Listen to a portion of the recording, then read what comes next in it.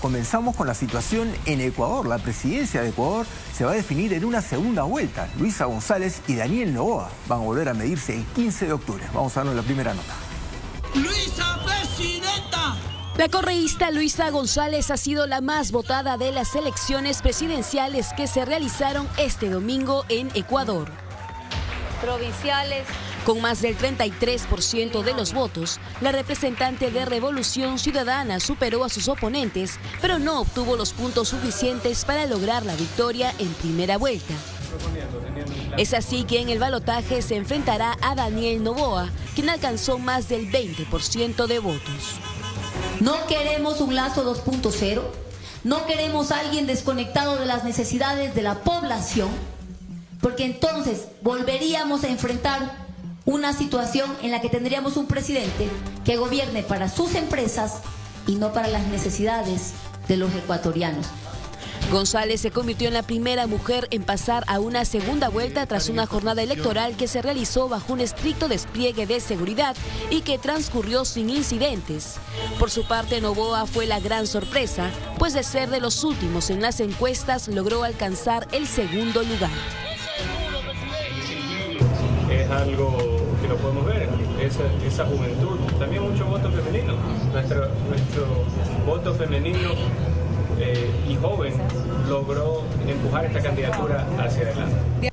En tercer lugar quedó Cristian Zurita, quien reemplazó al asesinado candidato Fernando Villavicencio. Él, al igual que los otros postulantes, aceptó la derrota tras el anuncio de la presidenta del Consejo Nacional Electoral, quien además confirmó que el sistema de votación virtual fue hackeado.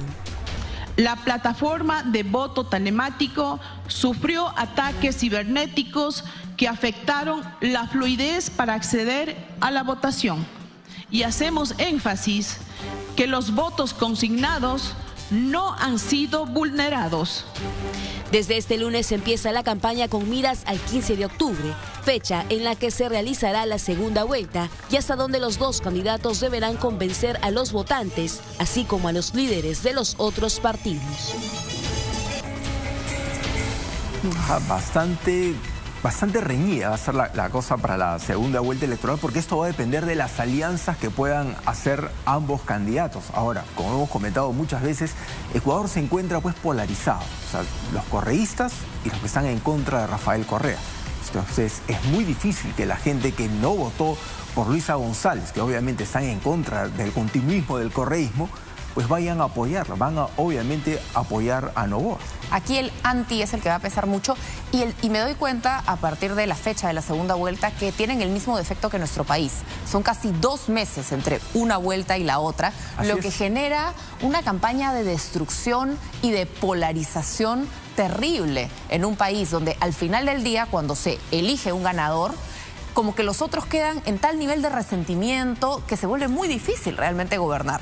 Así es, va a ser un tema bastante complicado. Ahora nosotros estábamos comentando la gente que votó por Villavicencio, o en este caso Cristian Zurita, que respaldaron la candidatura de Cristian Zurita. Hay que recordar que el candidato asesinado, Fernando Villavicencio, él realizó muchas investigaciones que descubrieron la corrupción dentro del gobierno de Rafael Correa. Es anti-Correa, o sea, nadie que votó por Villavicencio o su reemplazo podemos anticipar que vote por la opción de Rafael Correa. Efectivamente, es más o menos un 14-16% que podría irse con Daniel Noboa y eso le podría garantizar definitivamente. O al blanco viciado también, ¿no? En alguna oportunidad también ese es un voto que suele capturarse.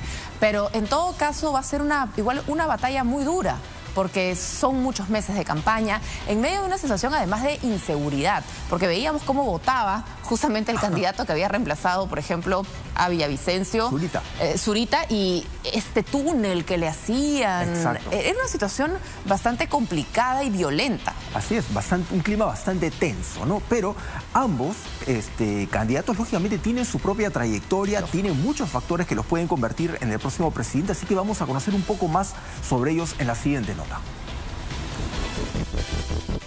Nacida en Quito, la correísta Luisa González, de 45 años, tiene una amplia experiencia en la política de su país, pues durante el gobierno de Rafael Correa ocupó 14 cargos públicos, incluyendo la Secretaría de Comunicaciones y 2 ministerios.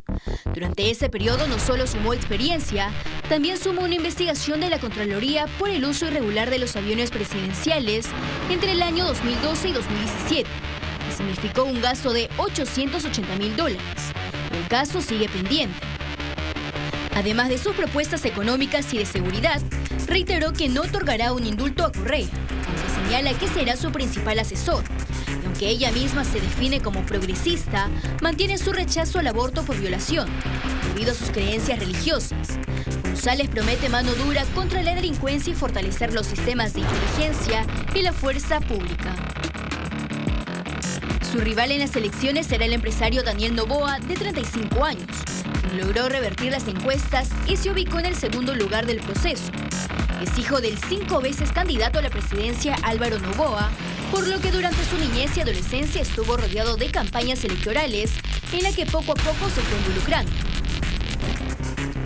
Su primera participación en la política fue en el 2021 como asambleísta para Santa Elena, y en su comisión se gestaron 11 leyes. Noboa confesó que tenía planeado postular para las elecciones del 2025, pero cambió de opinión con el adelanto de las elecciones. Niega ser un candidato de derecha y se define como candidato de izquierda y centroizquierda. Noboa propone consultas populares para una serie de cambios en materia judicial y planea una reforma tributaria total en el país. Lo que queda en adelante para González y Noboa es consolidar las alianzas que les permitan sumar votos en la segunda vuelta del 15 de octubre. Ajá, aquí hay que recordar un dato muy importante. Recordarán que el presidente Lasso disolvió la Asamblea, disolvió el Congreso, dijo, bueno, nos vamos todos. Sí. Entonces, el que gane las elecciones va a gobernar el país por año y medio, que es lo que le queda al periodo del presidente Lasso. O sea, no es un presidente para un gobierno completo, un periodo completo. Como cuando acá se hizo para completar el periodo del Congreso. Así cuando es solamente para complementar o para completar el periodo que le queda a Lasso. Es un nivel de vulnerabilidad del sistema democrático terrible, porque en realidad si ya la ley era de muerte cruzada, debió hacer, o sea, cuando se planteó, cuando se hizo, debió estar hecho no para completar nada, sino para resetear y entrar a un periodo completo, porque primero, no puedes ir a elecciones cada año, porque si estás hablando de año y medio, estás hablando que las elecciones van a ser antes. Ajá. Entonces, las campañas, no puedes ir a elecciones cada año, no puedes realmente hacer un plan país en un año, y además, ¿cómo garantizas que una vez los políticos dentro no digan, no, mejor reformemos la norma, hagamos una reforma a la Constitución para quedarnos todos, porque esto es lo mejor para el país? Así es. De hecho, esa es una de las grandes dudas en torno a la candidata Luisa González. Ella defiende, lógicamente, al partido de Rafael Correa. Ella ha asegurado que no va a indultar a Rafael Correa porque Rafael Correa no quiere que lo indulten porque es inocente, obviamente. O sea, si lo indultan, estaría asumiendo que es culpable, no lo es. Sin embargo, ella ocupó varios cargos políticos durante el gobierno de Rafael Correa, luego de 14 cargos públicos, desde asesora en la Secretaría de Comunicaciones hasta 2 ministerios. Y de hecho, ella también está siendo investigada por la Contraloría en su país por gastos irregulares y un uso irregular del avión presidencial. Coincidentemente, existen las coincidencias, casi todos estos vuelos en los que ella viajó en el avión presidencial se dirigían a paraísos fiscales. Recordarás que Rafael Correa, bueno, tiene una indagación también por apropiarse de dinero, recibir pago y dinero ilícito de varias empresas. Bueno, es coincidencia que la candidata González haya viajado a países considerados paraísos fiscales en el avión presidencial.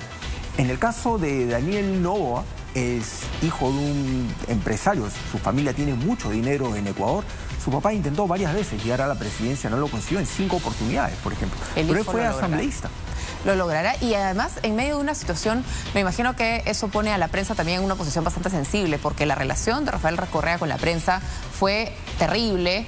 No había las libertades ni las garantías para poder hacer el trabajo, quería intervenir medios de comunicación, y asumimos que la candidata González va en la misma línea porque no creen en la libertad de prensa, porque les molesta que los fiscalicen, les molesta que los investiguen, y no son ellos los culpables cuando se les denuncia por corruptos, sino es la prensa la culpable por ponerlos en evidencia.